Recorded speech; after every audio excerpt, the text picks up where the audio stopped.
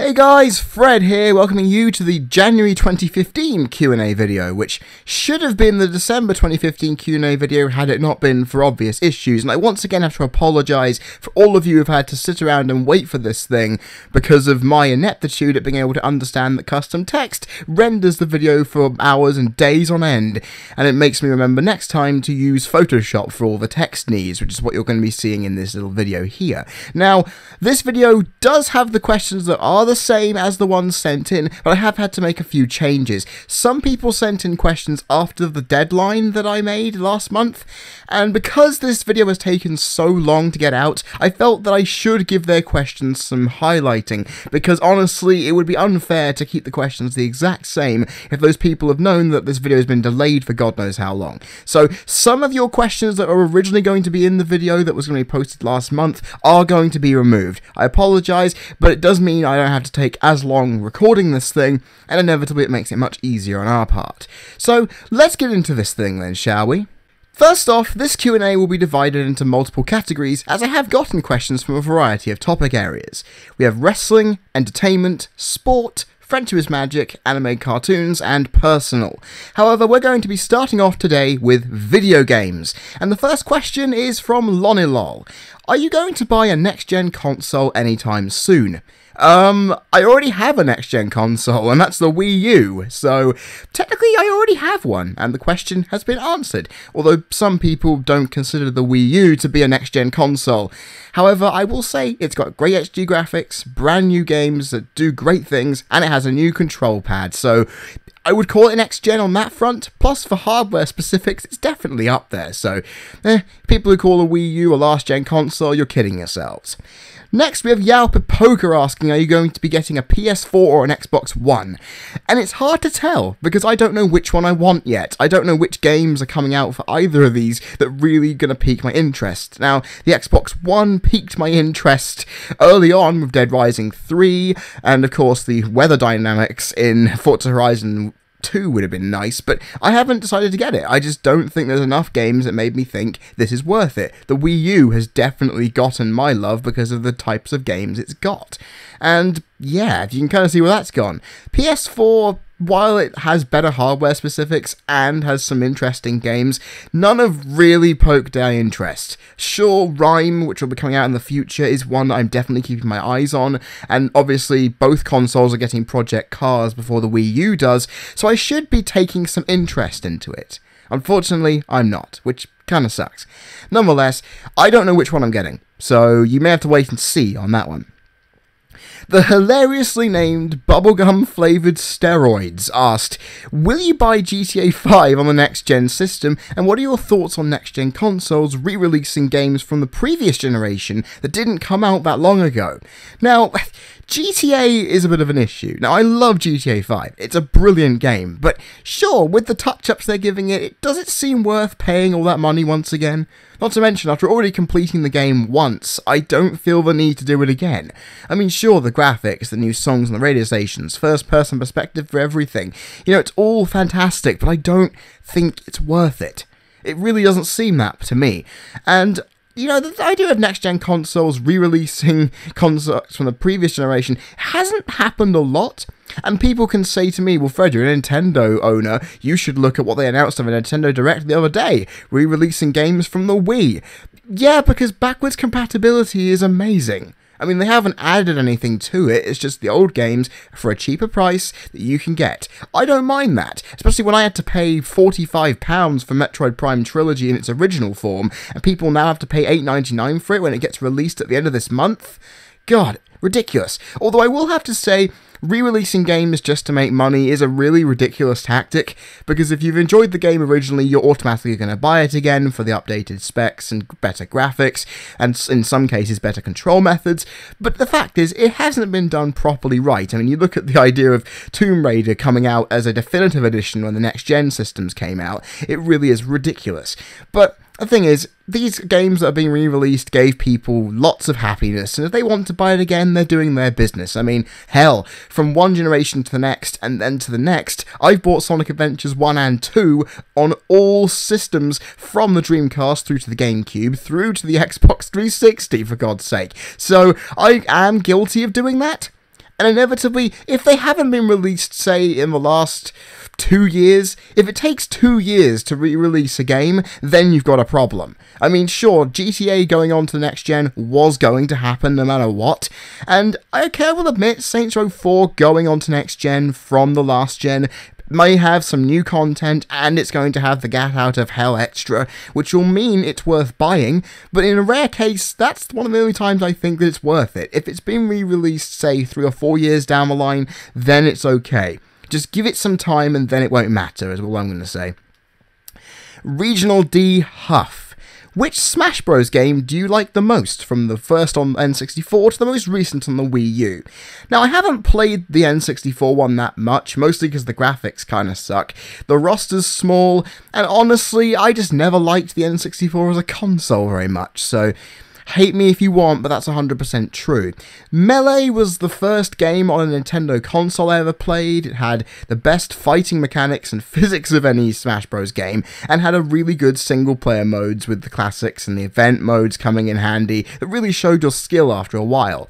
Brawl, you know, I find the physics to be quite floaty, and it just wasn't really my style of things, even though the Subspace Emissary was a great single-player campaign. The event matches got some tweaking, and it's carried over to the Wii U version, which I don't like too much, and it just ruined the spectacle of ability that it used to be, just in my opinion anyway. And Brawl, you know, the roster may have gotten bigger, but most of the additions I didn't really like that much. And the music choices either, but The Wii U version, along with the 3DS version, kind of puts everything together. It's visually stunning, it's got some fantastic game modes for the single player, and because it's now 8-player multiplayer, it's ridiculously intense and fun. You know, if the gameplay was like Melee, the Wii U version would win out completely. The Wii U version wins on everything bar the gameplay. So, Melee would only win on a gameplay aesthetic. It's just my personal preference. It's faster and more intense on the GameCube. While they've gotten the same style that they've got with combining Brawl and Melee's gameplay styles into one, it still doesn't feel the best. And inevitably for me, even on a presentation standpoint, it wins.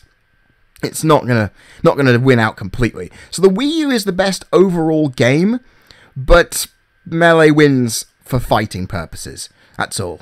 Next, from Kazuya Mishima. Have you ever beaten the 2 Master Hands on Smash Bros? Well, yeah, of course. I mean, who hasn't playing these games? I mean, if you end up beating them, you effectively beat the classic mode, so I have no problems with it. I mean, sure, in Melee I found it difficult to beat the Crazy Hand, and in Wii U version going through to the Master Core and the Master Dungeon was an irritant, but at least I've done it, in some respects. So yeah, I would say I have. Nintendo Fanboy 1988 asking me a very interesting question, because obviously, as I am a video gamer, this would matter. Do you have any cell phone games? I do.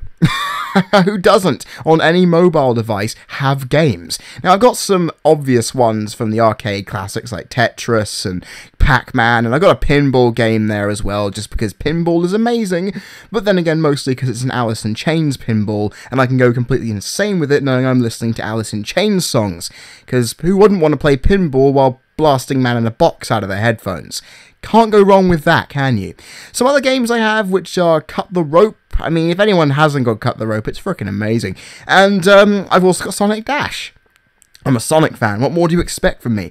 And, well, there are 2 other games on here which are the freemium, free-to-play ones that you'd haven't siphoning away your money for.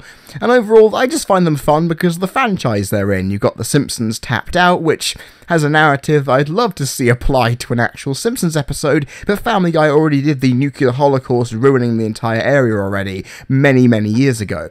And the other one, well, it's the My Little Pony Friendship is Magic Gameloft game. Seriously, I've sunk more time into that than anyone can stress, but I haven't been playing them a lot recently because console games and video making take my time away from them. But they're all still fun little things that I enjoy playing from time to time, and obviously when my DS is out of battery, you know that these things will get played instantly, so it's all good. Now, Rico, you asked me the most important of all gaming questions. The Mario franchise versus the Sonic franchise. Who is the real king of gaming? And it's obvious, it's Mario. I mean, I'm a huge Sonic fan, and I know someone listening to me afraid of disobeying brand loyalty here. but I've played Mario games before, so I have no problem with it.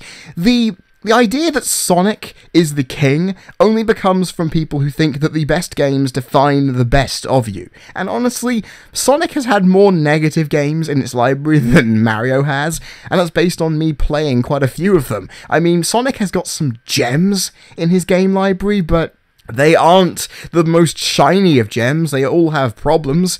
And honestly, with Mario, I have to admit he does have the superior edge with his games not being released once a year, and sure, the spin-offs are released every year, but when it comes to a main game, they're released every console generation, meaning they have time to work on new game mechanics, new visuals, and just define them as the games for the generation. Same with all Zelda games. Actually, in fact, screw it. Any Nintendo character gets a brand new game that's taken time for release on a new console for a new system. It's just what makes it better. And Mario has defined gaming's change over the years from 2D pixels all the way through to lush 3D aesthetics with orchestral scores. You see where I'm going here. Mario has better games that are released over a bigger stretch of time. And sure, I will admit, I do prefer Sonic Adventure to Super Mario 64. I'm putting my hands up here. Some of you are going to end up killing me, but that is because Sonic Adventure has immense nostalgia and was the first game I ever played, while I prefer later 3D Mario games for their ability and control areas there. And I'll get onto those in a minute. But Mario does win. Sure, I've already said Sonic has some fantastic games, but Mario will always come out on top. Whether it's critical reception, fan reception, defining eras of gaming, whatever the criteria you put onto it, he's gonna win. That's understandable and simple. Speaking of those Mario games, we have William Burton asking me, what are some of my favourites? Now, of course, I'm a massive Sonic fan, so whenever a Sonic game comes out that looks relatively great, I'll go get it. With Mario, it depends on what the game is and everything else. But like I've said, the main series games are the ones that make me go, this could be quite fun. And knowing my reputation with Mario games, I am not very good at them. So, obviously, I'm not going to be the best player of any of these games, but I will say this. I have 3 favourites to pick from. Super Mario Sunshine, Super Mario Galaxy, and Super Mario 3D World. Honest to God, they are some of the funnest games I've ever played, especially in the case of Super Mario Sunshine. So, I'm going to put this out here. Super Mario Sunshine is my favourite of the 3. Sure, Super Mario Galaxy is big, it's epic, and it has a great score, but I find the hub system in the Star Observatory a bit irritating, and honestly, some of the levels, thanks to speedrun mechanics, are damn well impossible. And then you get to Super Mario 3D World, which is the only Super Mario game I've completed, but that's mostly due to a co-op situation with my housemates. So, overall, Super Mario Sunshine gave me the most fun, I've invested most of my time into it, and it is still incredibly complex. Seriously, X amount of years later, I dare say 12 years later, this game is still bloody hard. And I'm going to point out, anyone who's completed this game from start to finish, I want to bow down at your feet, because there are some areas in that game where if you can do it, you're a god to me. Enough said. Super Mario Sunshine will always win, just because it was the first Mario game I ever played as well, and it will always just be a great impression of what the Mario game did, in the fact that it had a narrative that I actually was interested in, it had a control style which was different, it was a traditional Mario game but with a water hose attached. Like, it's different. It's not just you running around squishing things like the new 2D games had in the Wii U and the Wii. So, you know, it actually made me think that there was more to Mario than just jumping on enemies and going through levels. It actually made some sense to them, and it was fun. I mean, sure, it's the black sheep of the Super Mario family, but I'm not going to run it down anymore. It's fantastic. And finally, we have Final Limits, who gave me quite a complex question. If the developers of Soul Calibur gave you the permission to create your own character, what would you make it look like? What voice would you have for it that isn't yours? And what would the weapon be? Now, I can't draw, so visually all you can see on the screen right now is a Soul Calibur logo, which is kind of sad, but inevitably that's just how it's going to be. I'm just going to have to describe it and let your imagination do this. Now, I've always considered my character would probably be a bit taller than me, because Obviously, I hate being small, and it would inevitably make sense on that one. The weapon, I would have a combination of two weapons. I'd have a glove with a spike coming out of the elbow of my right hand, so it would end up basically meaning if I miss an attack, I can still hit somebody with an uppercut or a side swing of that. The actual weapon itself would be a glove which has 4 scythe blades coming round it, being held by a wooden pole that connects them all together, meaning from any direction I can stab you, I can slice you, and I can do all kinds of things. And also, I'm inevitably going to keep my left hand free, because that means I can still hit you with some moves and deal some good grappling moves, because that drill scythe thing I've just described will do some serious damage. In terms of my character voice, probably make it a bit more deeper and a bit more intense than what I have. Probably like one of those baritone epic movie trailer voices that I love so much. And overall, just the look of it is a bit more difficult to describe, because it's making me think, what the hell's my fashion sense like to be putting it into the Soul Calibur universe? Because of course this is done, of course, in at least in my opinion, medieval or somewhere going up towards Regency era Europe and medieval China, all that stuff. It depends on where I'm situated. And as I'm in Europe and I'm in a position of, I would say I'm in a position of nobility with a dark side, I would put myself in the most ridiculous outfit you could think of, with just mostly just a suit with all kinds of crap attached. I haven't given that much thought, but the weapon I definitely have. You can imagine the outfit in your own time, but hopefully that's enough for you there, Final Limits, to make you think, the Soul Calibur character might be interesting. And also expect a massive beard as well, just for the lulz. Anyway, video games are done with, let's go on with the next lot. The wrestling questions made up over half of this Q&A. Half! I know most of you are wrestling fans, but seriously, did I really expect this? No. Anyway, let's get on with Ray Lott with your first question. Do you think WWE is going to be going uphill or downhill at this moment? Of course it looks like it's going downhill. Have you been watching recently? I mean, seriously, the booking, as well as the writing abilities of some of the wrestlers in the creative team, hasn't shown very well. I mean, sure, this past year in 2014, WWE had a good roll going from February all the way through to June. This was great television. Something changed, and since then, Raw has been unwatchable, the characters have been irritating, and it just makes Raw unwatchable. Now, of course, with the Royal Rumble coming up very, very, very soon, it would mean that hopefully things can start improving going forward to WrestleMania, but I'm not holding my hand for that, because honestly, the record they've been on, I'm just hoping change occurs soon. Because we want to see WWE do well. We want to see pro wrestling look good, because this, of course, is the Mac Daddy of them all. And hopefully, at the moment, this downward struggle that they've had, where I haven't been watching Raws or having a desire to review pay-per-views, comes to an end. You know, I want to be able to feel happy watching WWE, and at the moment, it hasn't worked out. But I do have the WWE Network at last, so hopefully it'll work and be something useful. Nintendo Fanboy 1988 giving me the question, which is now a little bit outdated because 2014 is now over, but at least it gives me a chance to look at it. Do you, in your honest opinion, think that 2014 has been the worst year for WWE in general, with all the terrible booking, storylines, and superstars getting injured? In terms of injuries, oh hell yeah. I mean, you have 2 guys, your most over champion and the most over young guy who you're pushing, getting injured when their pushes were needed to be amplified. You have a huge problem there. It ruined every plan that they had going forward, and you can see where all that turned up. Not to mention, we had Brock Lesnar out for multitudes of months with the championship, which really sucked, because it meant there was no focal point for people to be fighting against, and, it just gave all that away. We had terrible storylines with the Brie Bella and Nikki Bella storyline didn't go anywhere. We have Adam Rose and the Bunny ruining things.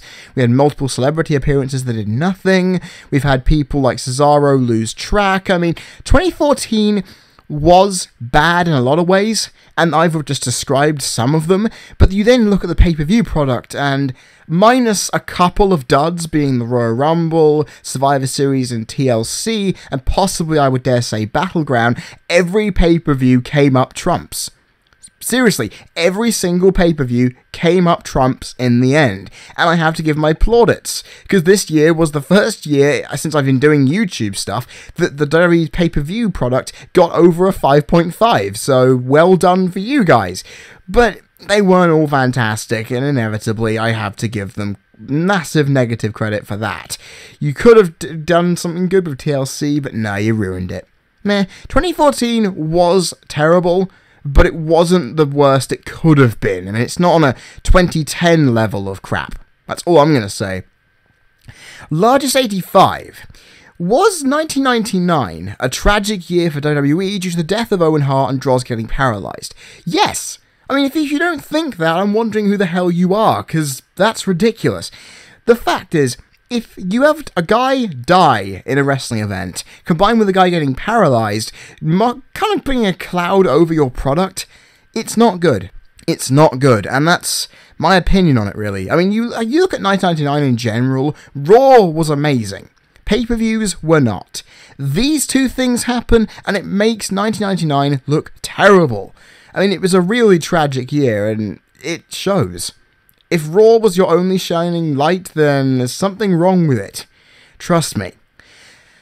Brony Loney gives me this question, which has luckily resolved itself, which is, what are your thoughts on Kevin Nash getting arrested for beating up his 18-year-old son? Now, of course, when this happened, it was because he was defending his wife, who his son was allegedly having a go at, and it looked ridiculous. I don't think there was going to be any charges going for it, but luckily there now isn't. You know, Kevin Nash has now had the charges dropped. The ability for his Legends contract to be suspended has now been removed, and he's now going to be appearing on Raw recent times, as well as going on to other things. So hopefully this is all good news for the guy, and inevitably it'll work out. And the fact is, hopefully something like that doesn't happen to him again. Yao Pipoka. What are your thoughts of CM Punk's shoot interview on the Art of Wrestling podcast with his buddy Colt Cabana? Now, I got a lot of questions on this in the build-up to this Q&A, but Yao, you asked me first, so therefore, I kinda have to use it, which is obvious. Now, CM Punk's departure didn't leave that much of an impact on me. You know, I personally had no problem with it, because I knew he would be making the right decision, and I knew, okay, I can focus on other wrestlers. Hearing some of the stuff from him about WWE's medical staff was a great eye-opener. And the booking process, great eye-opener, highlighting that, people come up with ideas, then Triple H or Vince decide to take those ideas, pass them off as their own. You know, that really pissed me off, along with the impression that, they don't give wrestlers breaks because they're big stars, or if they want to give them time off due to a movie shoot, they'll give it to someone else when the offer is only partially passed over. Not very good. Giving a Z-Pack for a staph infection? Are you insane? Like, if you're a doctor, look at it. Look at a growth. If you don't notice a growth on someone's lower back as being anything more than just a mole, and you don't do anything with it, then you need to have your medical license looked at. And it's just the idea that he got fired on his wedding day, coincidence or not, ridiculous. Ridiculous, and all the legal crap that came with it. I have to admit, it makes WWE look quite bad, and it did eye-open things for me and loads of other fans out there.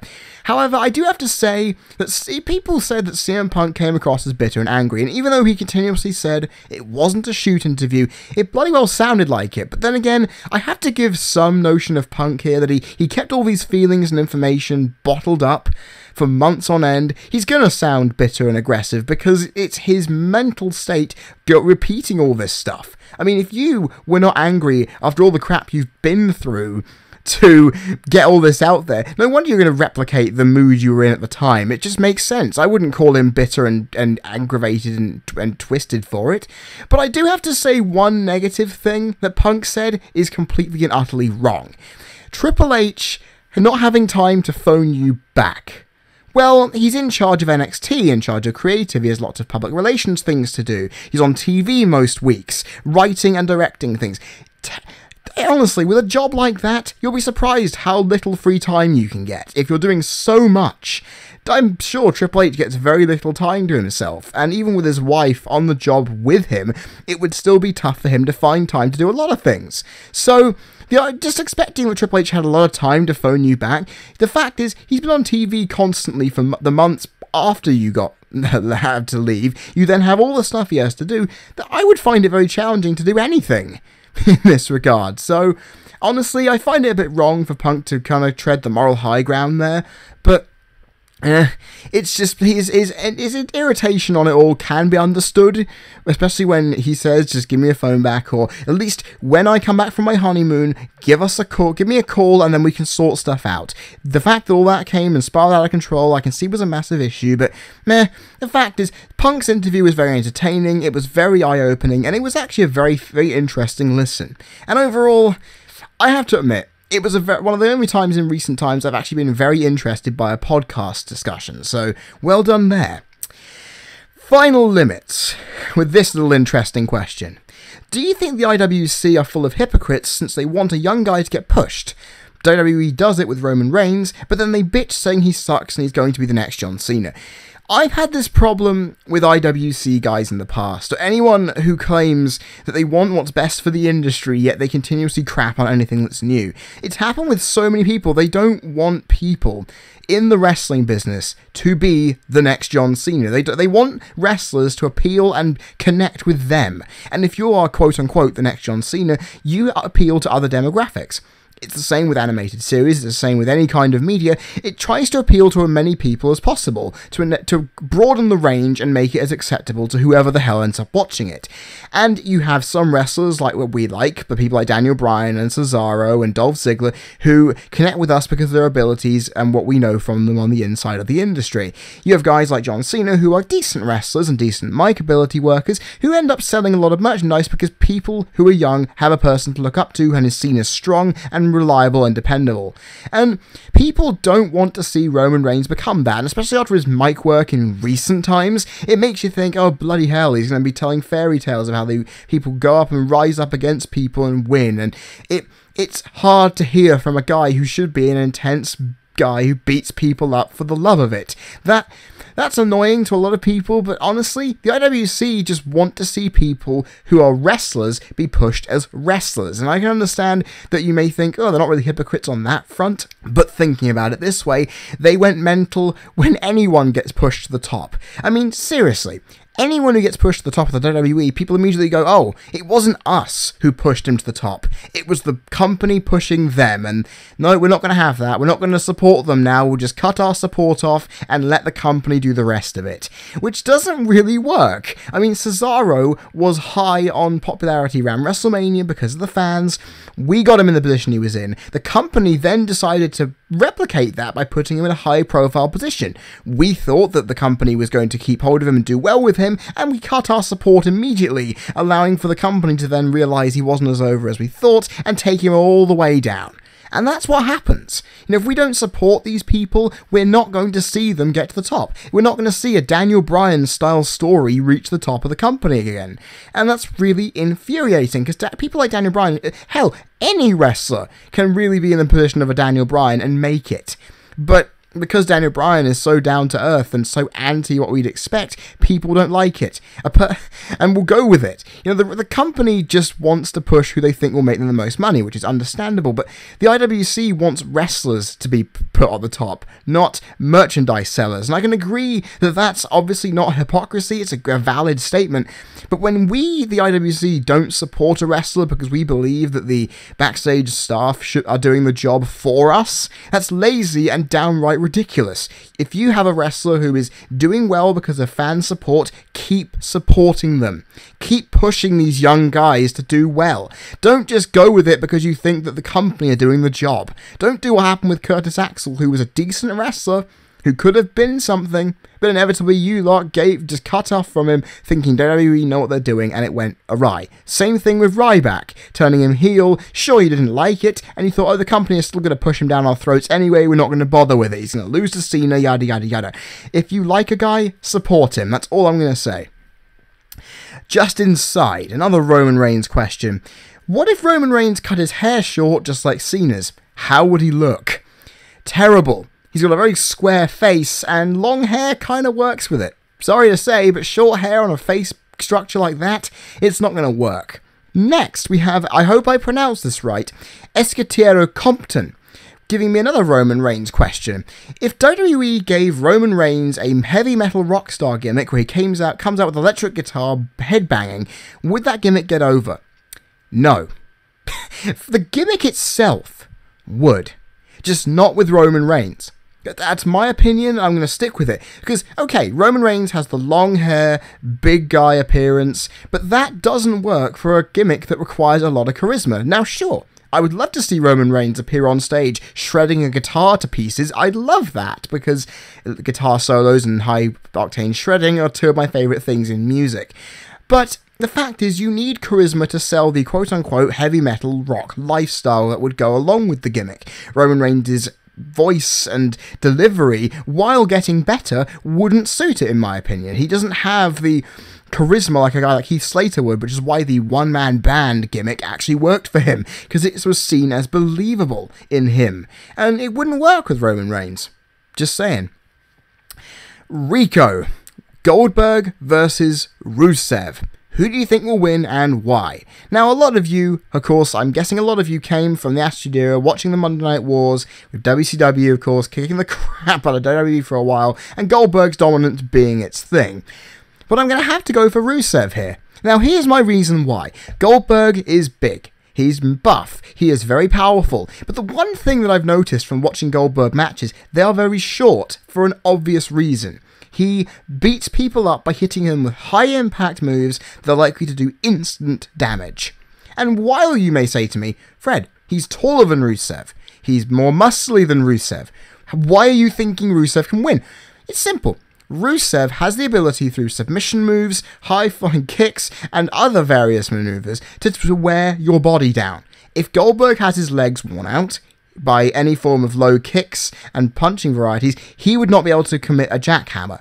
Simple as. He wouldn't be able to gain the running momentum to hit off the spear. And for me, Rusev has that methodical approach. I mean, sure, he has an idea of having a methodical approach to beating people up because he uses hard-fisted kicks and punches to wear the opponent down.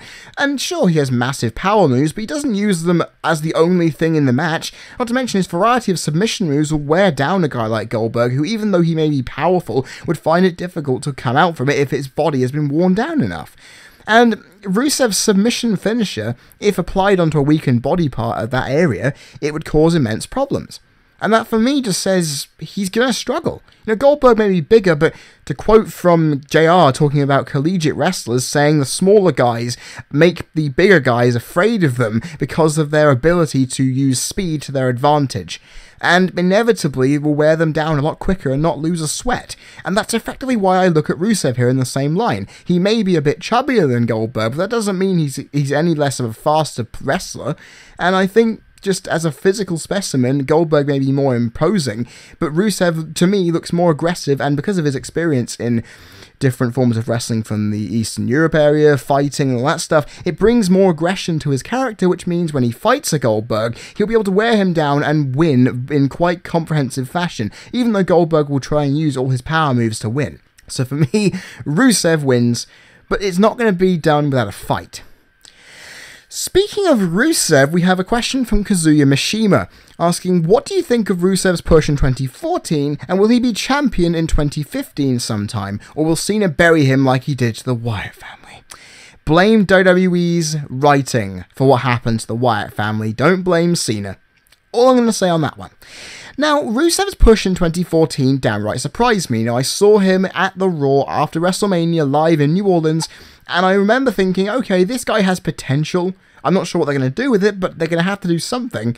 He looks like an interesting character. I wonder what's going to happen here. I did not expect by the end of this year, going into now, 2015, to have an undefeated streak, to still look imposing, and have a ridiculously good record against all kinds of wrestlers of all different sizes. I didn't expect it. And his moveset impressed me too. Like, he's got high flying abilities. He has very quick moves in the ring. And it really made me stand up and take notice, which is why he's one of my fave 5 at the moment. And the fact is, people are saying, oh, he's going to go against John Cena and Cena will bury him. John Cena and his current gimmick with the Authority and the current feud that they've got, they're always saying to Cena, you are now irrelevant. It's Rollins and Lesnar who are relevant here, and all your fired buddies are relevant, but John, now in WWE, you have no standing here. And it makes me look at this feud and think, what if they are building on that John Cena's career, now, even though he's a 15-time world champion, is slowly declining? What if they start building on that towards WrestleMania, where Rusev is now the ultimate guy to pick Cena off? And the thing is, Cena has to lose at WrestleMania sometime. Like, he's only lost, I believe, dare I say, once at WrestleMania, and that was at WrestleMania 24 in that triple threat match. And you look at his record and think, holy crap, he's won almost every single match he's been in. He needs to have a loss again somewhere. And Rusev, he's powered through everybody from Big Show to Mark Henry and through multitudes of others. And you think, you can't stop a guy like this. And not to mention, Bray Wyatt's ability in the story fixated on him breaking Cena, making him weaker mentally, whilst Rusev is more like a Lesnar, where he will break you apart physically. And I feel that the match will be very interesting. Now, people are saying that Ryback versus Rusev for the US title is going to be a lock. No, it isn't. Not on my opinion, anyway. I believe Ryback is going to, of course, come back, fight Rusev at Fastlane, win the US title, go and face someone else like a Luke Harper or something, making a very interesting match, and then we see Cena versus Rusev, where Rusev gets the victory by wearing Cena down, younger versus older, etc, etc, you get all that works. And that for me would be great to see Cena go up against a physically imposing specimen who, thanks to his recent record of losing to Brock Lesnar in such demoralizing fashion, would find it difficult to go against a guy who's so physically imposing. And honestly, I don't think Cena will, quote-unquote, bury Rusev, because he hasn't lost yet. Like, he hasn't had defeats against other people. Like, Bray Wyatt had been defeated by other people prior to this in his match with Cena at WrestleMania 30, so sure, Cena getting the victory would be annoying, but it won't affect Rusev too much. He'll immediately go out and try and gain revenge again because he's immensely proud of what he does for the Russian Federation in gimmick. So it would make sense for the feud to continue and Rusev gets some good footing. And not to mention, Lana is not the type of manager who interferes on Rusev's behalf, so you won't get the Wyatt family interfering, ruining everything crap like you got in the Cena-Wyatt feud. So I think that, honestly, Rusev is going to win if he goes into a match with John Cena at WrestleMania 31. It's my opinion, but it's what I think will happen. Now we have Aiden Morris with this question. Do you think the WWE will ever bring in some female wrestlers who actually have some bulk to them, rather than skinny divas who are just there to cause a fuss? I've said this for a long time, and I'm so irritated that WWE's male roster can be all sizes, all types of moveset, all types of body shape, but the women all have to apparently be the exact same, just because, oh, the women sell good things for the men. No. Hold on a second. Women's wrestling can be fantastic. If you look at NXT, you see the point. Women's wrestling can be brilliant, but the variety of any wrestler is where you have to have different movesets, different sizes, and just everything looks different, so you know they're not all just going to be carbon copies of each other. The women in the WWE are that. They're all skinny, long hair, either have massive tits or a big ass, and you see where I'm going here. They all look similar. So the point where you think, sure, if they didn't have different names or different coloured hair, or in some cases different coloured skin, no one would tell the difference. And it annoys me that, sure, we've had Bertha Faye, we've had Chyna, we've had Karma, we've had even, I would dare say, before she became the sex symbol that she became, Sable. And just all those women there, to find that they were strong enough, not only to fight with men, but also were so different that they caught attention. In the case of Karma, she shook up the Divas division, but of course had to leave, due to pregnancy issues, which then ended up making her leave the company. So, the difference in the Divas division is what makes everything better. If you have difference in movesets, difference in styles, difference in look, you will immediately get interest, because you know, by looking at them, they're not all the same. I'm annoyed how we, in the men's cycle, we can have small little guys doing all kinds of crazy flips and stuff. We can have big heavyweights doing a massive power things and look quite big and massive in the case of Mark Henry or a Big Show, and everything be okay. But in the women, they all have to look the same. And the thing is, okay, sure, we have Paige and AJ and Natalya doing submission, mat-based wrestling styles, which is great, but that's not enough. We need to see more women who have got more muscle to them, who have got more bigger bodies, and in most cases have better movesets than just the standard flips, kicks, and bitch slaps, and occasional different finishing moves. We need to see something different. And unless WWE does that, women's wrestling in their company is going to be thought of as an afterthought, no matter how good NXT is. Speaking of divas, Bubblegum... Sorry, every time I look at your name, it makes me laugh. Bubblegum-flavoured steroids. Who do you like more out of the two, Paige or AJ? It's Paige, obviously. Now, I have obvious reasons. Now, AJ is better looking. No doubt about that. And she's better on the mic. No doubt about that.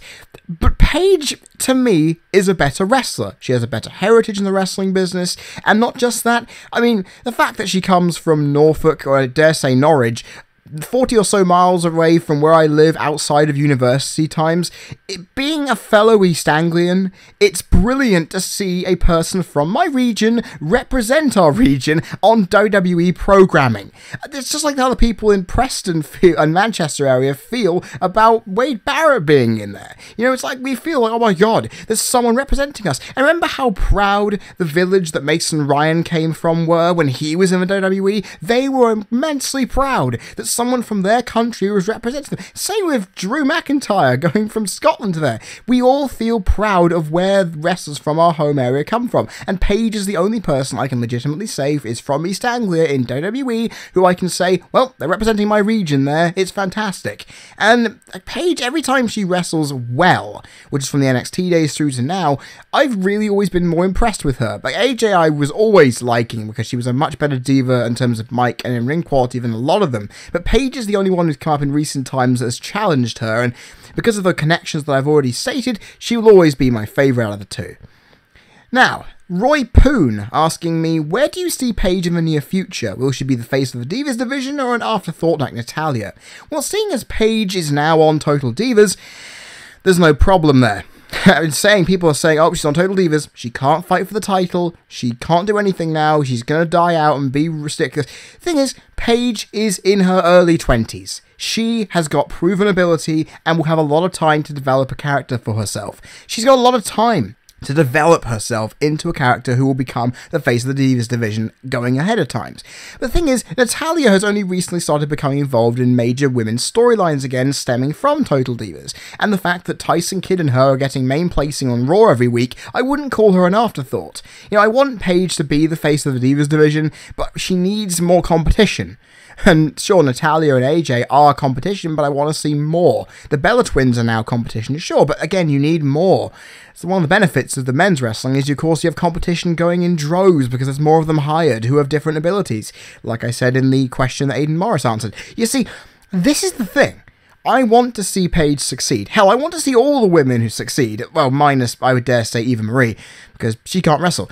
And same would I would dare say for Cameron, because she has a very hard time proving that she can. But the fact is, I want all women in the WWE to succeed. But with Paige, I want her to be the face of the Divas division based on wrestling ability and her legacy in the industry with her family and everything. That's all well and good. For her to become an afterthought, she would need to be, quote-unquote, not seen on television for months on end and not promote anything useful to the company. At the moment, she's involved with the Bella Twins and Natalya at the moment, and therefore, would she be considered an afterthought? No. I mean, in fact, his Total Divas, all it's going to do is raise her profile, which is nothing close to an afterthought. So, there we go. Lonnie Lol asking me, who do you think will be the most successful out of Bray Wyatt, Luke Harper, or Eric Rowan? It's obvious, it's Bray. I mean, he's got the mic skills, the in-ring skills to prove himself. He already has done on multiple occasions.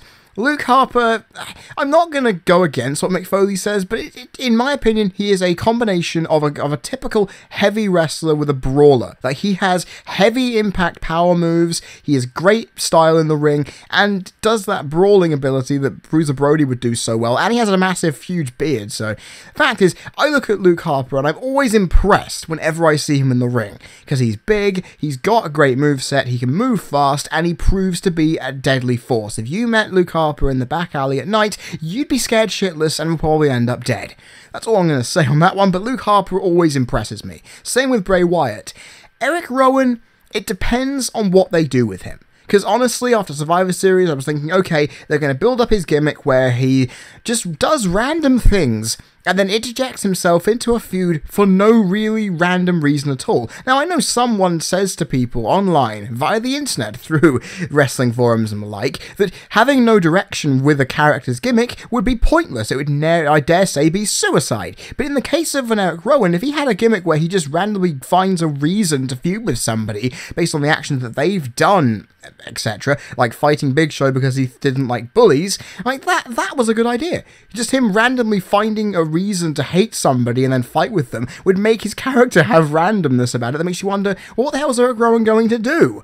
Like, he's going to be there 1 minute beating the crap out of Big Show because he's a bully, and then immediately go after Tyson Kidd because he's being a womanizing asshole. Like, you see where I'm thinking here? You have multiple areas of intercepting Eric Rowan, but they're not doing anything with him. He's losing more matches than he's winning, and now he's fired in storyline because of the authority thing. Sure, he's in a high-profile situation, but Eric Rowan, for me, hasn't impressed me because WWE do not know what to do with his character. They make him look weird, but they don't do anything with it. And I think Bray Wyatt is obviously going to be succeeding and has succeeded more. Luke Harper will prove so over time. And Eric Rowan, I just hope he gets somewhere. I hope that the gimmick I've just mentioned makes sense enough to be used. But for me, Eric Rowan just won't succeed unless WWE do something right. Simple. Regional D Huff, with your question here on what do I think are Jeff Hardy's best moments in the WWE from his career there. Now, I'm not the biggest fan of Jeff Hardy out there. I'm not the hugest fan of Spot Monkeys, in spite of being a massive fan of spots. But Jeff Hardy has had some of the best moments in WWE throughout the years, and we can list them all off, from the feud he had with CM Punk being a major highlight, proving that, wow, I actually could get behind Jeff here, while also supporting CM Punk on the other side. His feud with John Morrison and Umaga proved fantastic in terms of match quality, which made 2006 and 2007 had some massive moments for me. Every single spot he does, every spot, from the swantons off the stage, ladders, leg drops off things, like, the guy was purpose-built as a Demolition Derby entrant. He is a stunt bag for hire, and honestly, it made everyone love him, and honestly, his risky style with Matt, just everything he did was just brilliant to watch. I may not have liked him as a wrestler that much, but I was always entertained. But the one thing is, even with all those giant swantons off the tops of ladders and risk-taking moves, one moment stands out, and that is, of course, his victories with the championship, but most importantly, his victory without even winning the championship. His match with The Undertaker on Raw in 2002 is one of the best things I've ever seen on Monday Night Raw. I mean, this is how you book mid-card stars into stars. You put them in title matches against the champion, who I dare say in this case would be a heel, and you make them have a match that showcases their ability. That is how you make a star. That is how you show to the company and to the fans that we have trust in this guy. And Jeff Hardy, taking Undertaker down, wearing him down with chairs, ladders, springboarding off them, creating some cool stunts, and absorbing the punishment that Taker was handing out. That call that JR put in when he gets taken down with a vile chair shot, going, "Climb the ladder, kid, make yourself famous." Like, that's the kind of thing that people like Kofi Kingston need to make themselves stars. Going up against big names and losing, but looking $1 million in the process, which is why I love it when a mid-carder or a guy who's starting to go up into the upper mid-card is up against a major talent, which is why whenever Carlito faced off against a guy like Ric Flair or Randy Orton, I was always supporting them, because it means they're getting time to showcase their ability, and that's what's important, you know? And the fact is, Jeff Hardy did the ultimate one. Like, he didn't win a WWE title for years after, and of course he left for TNA in the mid-time of that, but he showed that he has potential. The fans loved him and wanted him to succeed. And he won the world title in TNA, he won the world title in WWE, and is now a legend of the business, because moments like this made us give a damn. And that's what I want. I want wrestling to say, these guys want to have chances to prove themselves. WWE, do more of those, please. Speaking of moments and stuff, Justin Inside telling me, what do you think of the 2006 feud with the McMahons versus DX? Oh boy. This feud in match form was terrible. No one can deny that the Worst Feud of the Year award from Wrestling Observer Newsletter was justified. It was justified because the matches these guys had, DX versus McMahons and the Spirit Squad, were terrible. Minus the Hell in a Cell and Unforgiven with the Big Show. That was a great match. But everything else sucked. On Raw, however, this was unbelievably funny, immature, childish television. And you know what? That was the shining light from 2006 for me. Like, Raw in 2006 was fantastic. Sure, SmackDown in latter 2006 was amazing when you had MVP and Ken Kennedy going up through the ranks, but honestly, Raw was amazing because of this. Because you had DX doing what everyone loves. Pissing Vince McMahon off on television, making him out to be crazy, making him out to be really insecure and weak, making Vince McMahon be the proverbial punching bag. And Vince does it like no other authority figure has ever done. And it is just so fun to watch. And honestly, that's what made it so entertaining, from the impersonations to the spray paintings, which, especially over the truck, the plane, and the building. Removing the tyres from the DX limo and McMahon's reaction to that, McMahon's reaction to the building on the television, and the production truck, oh my, that was hilarious. I mean, sure, we got introduced to Big Dick Johnson through this, but we don't need to remember that. Fact is, every week, I wanted to see McMahon explode, and we saw it, and it was just so fun. I mean, sure, I could have liked many other things that happened in 2006 outside of this, but this was just so much fun. And honestly, it's the reason why I still have the DVD set of it, because I found it to be the funnest thing on WWE television. And you see, I'm a huge fan of actual wrestling and wrestling ability and just the athleticism of it all. That's why I watch it. But when I see stuff like that, which reminds me of why I love the Austin McMahon feud so much, is that it provides entertaining television every week that you don't know what's going to happen next. That's what I like. I like a balance of the great in-ring content with stuff like that. I'm sure it's immature and ridiculous, which is where the crap segment and the impersonations came in, but the fact is it was still bloody entertaining, and sure, the matches weren't great, but it just showed that this is why I love wrestling. It's a multitude of things and showcases my love for it, and that it's more entertaining than most TV out there. Enough said. I will always remember that feud for the right reasons. I do not remember it for the matches, but I remember it for the entertainment factor that it brought. Enough said. Okay, next question is from Mike Copeland, asking, would you consider the WWE to be fascists due to the controversial firing of Alberto Del Rio and the network delay in the UK? Well, the fact is, the network is now here.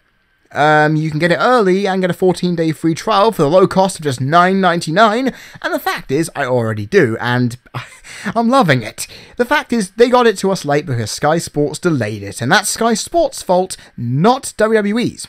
I wouldn't call them fascists on that end, but I agree with what you're saying in that WWE being fascists means it's an ideology driven by one man's fixation on what the product should be, which is what Vince McMahon has been known for many, many years. I wouldn't be surprised. And sure, the firing of Del Rio is a bit ridiculous in how he was the one who was insulted with a racial slur. He fought back, defending himself for his right honour and everything else, and sure, he was going to be suspended originally, but because, obviously, Del Rio had been anti-resigning his contract for some time, they thought, you know what, we're just going to let you cancel your contract, and that's that. The fact that the guy who chucked the racial slur out there wasn't fired straight away is a massive problem, but I will say this. Vince McMahon may be an all-controlling power freak, and he technically, by the notion of his reputation, might be a huge racist. We probably know this from future things, and past things, but I look at this situation and think, no, WWE in these situations are not fascists. Blame other reasons for that, not these two. That's all I'm going to say.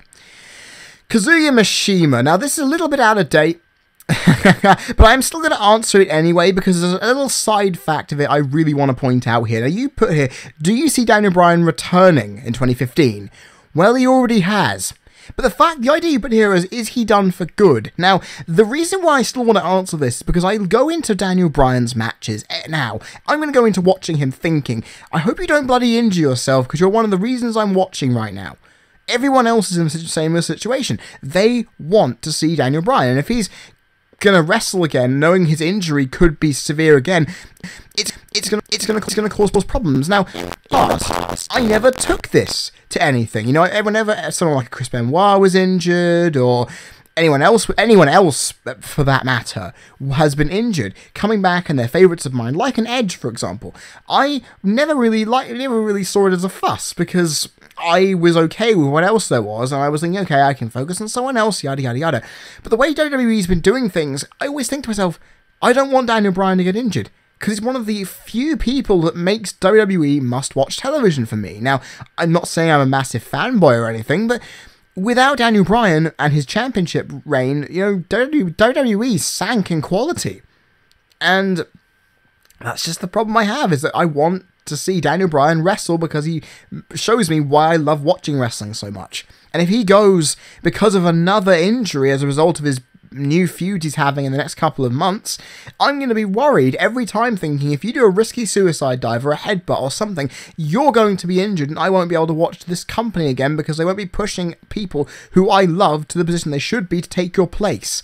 And yeah, it's simple. I'm worried now about Daniel Bryan. You know, I'm just wanting to see how good his health turns up, so I don't have to worry about it. I Love Watermelons 525 giving me this little bitty of a question. What year do you see these wrestlers entering the Hall of Fame? Cena, Orton, Miz, Hornswoggle, and Batista. John Cena, well, he's going to be a first ballot Hall of Famer, no question, and when he decides to step down, whenever that may be, he's probably going to be alongside Undertaker and Ric Flair as the wrestlers who get inducted before they finished wrestling. That's what I'm thinking. And if I'm going to say this, he's probably going to go in on the 40th anniversary of Mania, in my opinion. But if not, he'll probably go in around 2020, possibly 2022, something like that. He's not going to go in at the 40th anniversary, but he'll stop wrestling that area and he'll go in then. Randy Orton, bit younger than Cena, only by a small amount of time, similar age range. He could wrestle for a bit longer with less injuries than his partner in crime in the PG era, but honestly, Orton I think will go in a bit later. He's a first ballot Hall of Famer, no question, but he'll probably go in around the 30th, the 40th, maybe 43rd WrestleMania, I'd say. So that'll be around 2024, 2026. Just my eyes here. Miz, bit later. You know, he may be a former champion and he may have shown how dedication and craft will take you from being a kid in your room watching wrestling all the way to the top of the business through hard work and determination. But I think Miz's star power isn't really there. I think you'd need to put him in quite late on, maybe around the 50th anniversary of Mania in 2034, maybe sometime around later on after that. I don't really know when I can put Miz in, but it depends on who else has been put in first. My opinion. Hornswoggle. Oh boy. Hornswoggle? I'm sorry. He is going to go in when we run out of people. I mean, I would rather see the Gobbledygooker go in before Hornswoggle. My personal opinion there. But seriously, Hornswoggle, I don't even specify a date. Sorry. Batista is a difficult one. You know, he's in the movies right now. He's going to come back intermittently like Rock does, but at least he has more dedication to sticking with the wrestling than I would dare say The Rock has done now. I mean, now he's going to be in the next James Bond movie, for God's sake. WWE will want to jump on that. And, you know, I want to say this bluntly. Batista's going to go in about 10 years' time or so. If not, he'll be put in sometime around a big movie release later on in about 5 or 6 years' time, where he's no longer wrestling full-time, but he's going to be put in for the hell of it. I would dare say around the same time John Cena would if he retires. That's my opinion. And that's all of that done. Sorry for no station of when Miz will go in, but that's a very difficult one to think of. Now, the next lot of wrestling question comes from Final Limits, who asked me, what if The Undertaker made his debut at the 2014 Survivor Series instead of 1990 and joined up with The Authority, getting eliminated in the same way he did in 1990 via countout? Would the IWC accept him, or would they just say he's too unrealistic, portraying a dead man character in this day and age? Now, you've specified he'd also debut at the age at which he was when he debuted, in his mid-20s. Now, I remember Delexman and Preston highlighting this, that people said if Taker debuted in the modern day, he wouldn't get over, because people would just think, what's ridiculous? What kind of character is this? Why would the Authority rely on something like this? It would just be too ridiculous. Not to mention, they'd also think, oh, just the reason why he's getting pushed is because he's a 7-foot guy who looks massive, which is 100% true. But I look at this and think, people will believe in something if they give enough reason behind it. Now, Taker only built his reputation through people like Paul Bearer and the style at which he cut his promos and what types of matches. So we would have had to have gone without Hell in a Cell and all the stuff we would have had prior to this. There's a problem here, ladies and gentlemen, because we would not have had. If Taker debuted nowadays, he would need to rebuild his reputation all over again, and without a manager like Paul Bearer, say for example, if he actually had Paul Heyman, or I would say a Zeb Coulter around his side, you would probably think he'd have a good chance of doing it, but they wouldn't be able to capture the same type of intensity, and I think Taker could get over, but it would be very difficult to. You know, the fans would be skeptical until proven otherwise, but I think it would be very difficult for them to actually do it. That's my opinion, but that's how it goes. Now, Nature Girl 30 put 2 questions to me regarding WrestleMania 31. The first one being, how do you feel about Undertaker coming back? Now, I had a discussion with NJ of the British Fist on Skype about this. Now, I don't mind. I don't mind if Undertaker comes back for one more match, because the fact is, if you leave his WrestleMania career on one of the biggest lows in many wrestling fans' eyes, it's not going to paint a good picture. And the fact is, I would love to see Taker wrestle a match without the streak. And I know people are saying to me, well, Fred, it doesn't matter now that the streak is over. Taker has no reason to come back. He does. Because the idea of him being able to put on one more match that shows us why we love him and why we're going to miss him will be a great way to end the career off, even if he loses. And I don't care whether he wins or loses. The thing is, I just want to say, I've seen the streak end in person, which I can say, and second of all, that I have seen Taker's last match. We're never in sure doubt. And honestly, his body is so broken down that if he does come back, this is certain to be the last match. And honestly, I look at it and just say to myself, I just want to see Taker wrestle one more time, to give us fans something good. You know, sure, he looks terrible. Sure, his body is broken down. But honestly, Taker wants to do it.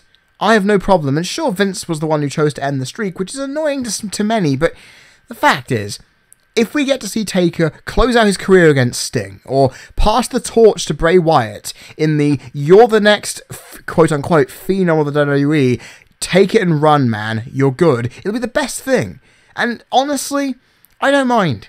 I really don't, because it'll add more star power to a WrestleMania that frankly needs it. Trust me, it will definitely need it. I would rather have Sting go off against someone else, frankly. Even though Sting versus Taker would be fantastic. Just to say, one, we've seen it, and second of all, even if the match is rubbish, we get to see an end to Taker's career in the best way possible. If he can win against Sting, fantastic. If he can lose against Bray Wyatt, it'll be great. If he goes in and inevitably has one more match, we can say his career has had its final curtain. He goes in at WrestleMania 32 in the Hall of Fame, headlining.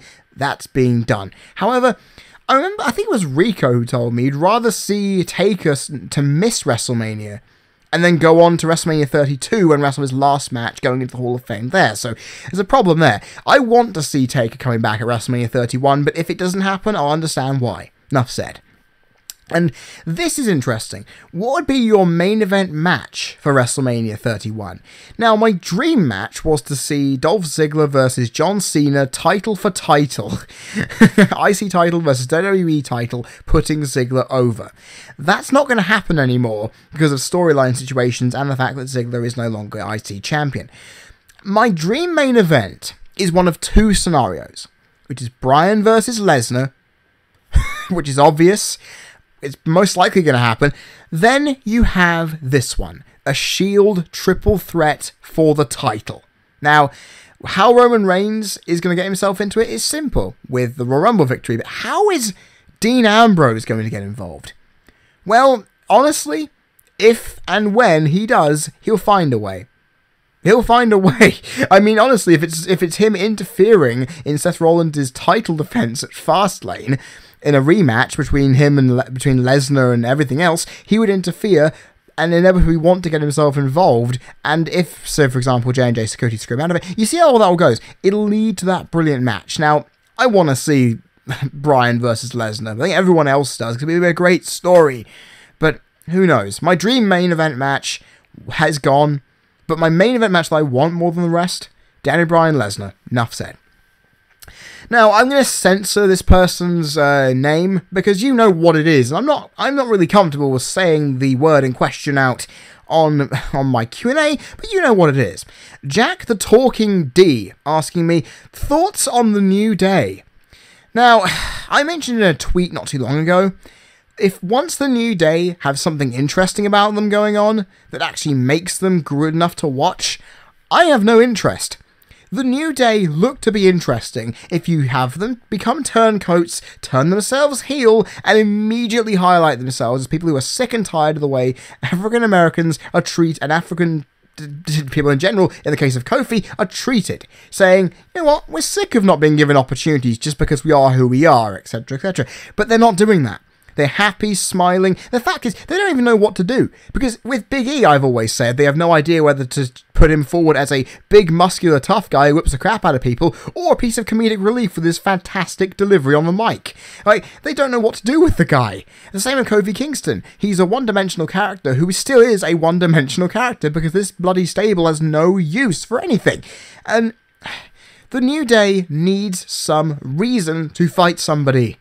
And they can't just be all happy and positive all the time. It'll get graining very quickly, as it has done already. You know what? I'm going to say it right here, guys. It is ridiculous. The New Day needs direction. Give them that, and I'll be happy to watch. Nintendo Fanboy 1988. If the Shield was still together, who would you see them feuding with after Evolution? Nobody. Simple as. The Shield broke up at the right time when they had no one else to feud against. They feuded against every big star, every big stable. They then went up against the biggest stable of the last 10 years and won. They had nothing else to do, and breaking them up was the right decision. Finally, we have Yao Pipoka with the last wrestling question on what video did I like of the Lexmans that he did in 2014.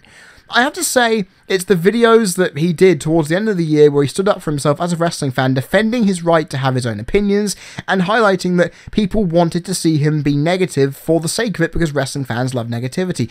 Those, I can't remember the exact titles, but those videos made me realise, wow, I really wish that WWE's product was good enough where I could still be as passionate as that, to still stand up for myself and do what I'm doing on YouTube, and say, you know what? I don't want to be all negative for the sake of views. I want to be who I am because of my opinion.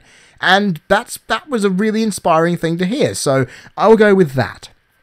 Okay, now wrestling's over with. Let's get on to entertainment. First off, Aidan Morris. Thoughts on Batista being in the Guardians of the Galaxy film? Now, I had to sit down with you and watch this because I hadn't seen it yet. And oh boy, if you've not seen Guardians of the Galaxy, guys, go see it. It's well worth your time. Now, Batista, I have to admit, did surprisingly well, for one reason only. His dialogue was kept witty and short, because we know Batista in wrestling isn't the biggest guy on the mic, unless he's a heel insulting John Cena for hugging fat girls, which is still one of my favourite promos of all time. In the case of Batista in the film, his dialogue was not, would I dare say funny on purpose, but just the way he said it, the way he delivered it, it came across as really natural and proved to be absolutely hysterical. And Batista proves, you know what, he may be a big musclehead, but at least has comedic timing. Cannot deny that. And he was one of the best things in the film. In fact, screw it, everything was good about the film, minus a few things which I would pick out later if I had a chance to do so, but Batista was a great addition that made the film complete.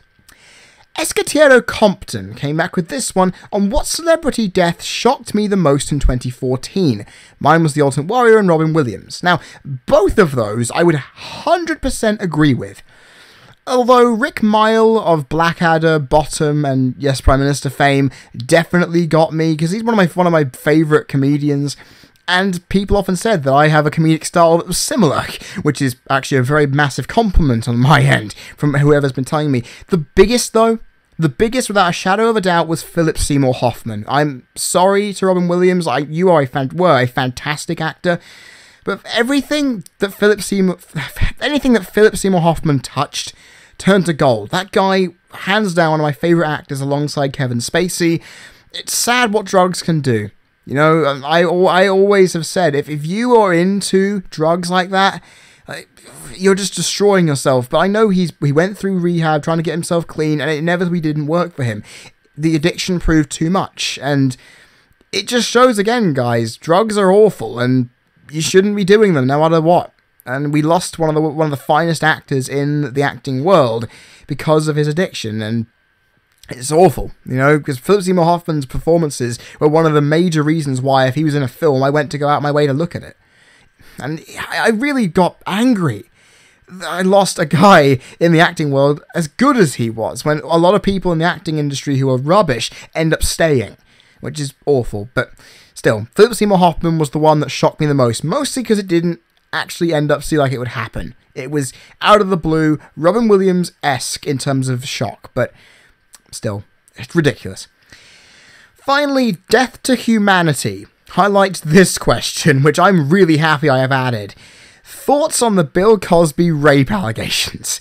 Now, I'm not a fan of Bill Cosby because I don't like his brand of comedy. Now, I love it when people can imitate him because the Bogeyman thing, I believe on The Simpsons, is hands down one of my funniest impersonations I've ever seen anyone do. But the thing is, it bears a similarity to the Jimmy Savile situation that we had over here, in that he obviously found out later on in life, after a year after his death, to be a prolific sex offender. Now, in the case of Bill Cosby, the fact that he's still alive and these allegations were still around, I do have to find it a bit irritating for him that it's a media circus, like a media witch hunt, saying that these allegations were settled out of court. Sure, they were, which of course means you either have an admission of guilt but don't want to do it for ruining your reputation, or you just want to say, just give them money and they won't bother me again. The fact that those statements were not officially proven, and now that everyone else is coming forward going, okay, I don't need to be afraid anymore, is a great thing. People are realizing if someone has raped you or done something else, then you have the ability to go up and do something about it. It may be a horrifying experience, but you must do that. Even if it may be traumatizing, even if it may be years down the line, you've got to do something about it. But the one problem, in my eyes, just like what's happened with the Operation Yewtree Jimmy Savile scandal, is people kept on going forward to court and basically saying to people, I think this celebrity has sexually assaulted me in the past. I'm therefore going to get a lot of money out of him. And it's happened with a lot of them. With Will Roach of Coronation Street, Michael Vey of Coronation Street as well, going through that similar situation. And there are others as well, with Jim Davidson being put in that situation too. And it's me thinking, are people just going after people because they... Hell, even more so with Cliff Richard, when he apparently had information about his house to be searched by the police thanks to the BBC. That is a media witch hunt against celebrities because people think they can get money off them because of some fabrication of sex abuse that people will automatically believe because the position of power and all those complexes. The fact that Bill Cosby has been accused in the past hasn't had them completely denied and said out and outright that he didn't do it. The fact that Bill Cosby is alive and gives you the opportunity to actually do it properly through the judicial system, it'll be easy to find out whether it is true or not. We will get the chance to. Whether it actually will go to court, though, is a bit different, because the statute of limitations will inevitably prove otherwise, and it'll be able to, again, trying to prove out whether these people are just trying to get money out of Bill Cosby. It'll be difficult to see how it goes, but inevitably we'll find out when it happens. I'm personally thinking to myself, if he's proven not guilty, if it goes to court, that people don't just immediately go, oh my god, they let him scot-free. If the justice system does what it does, I am 100% behind it.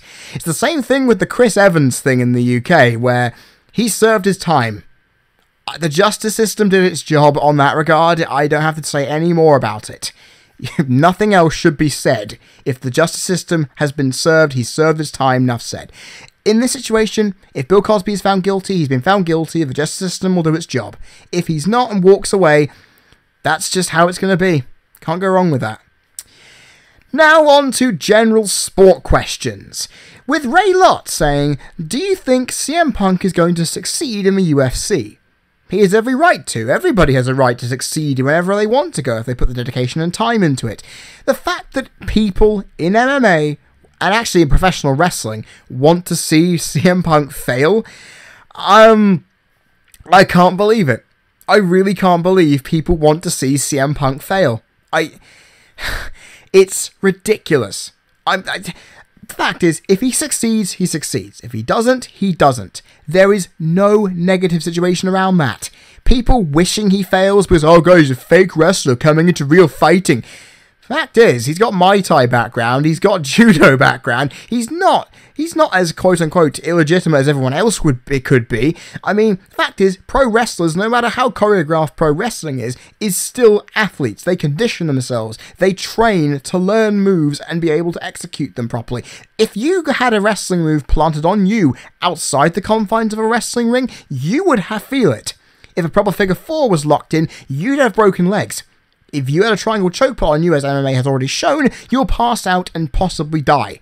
The fact is, hell, I don't even dare say Daniel Bryan, putting a guy in a sleeper hold after he burgled his house, like, that's the thing.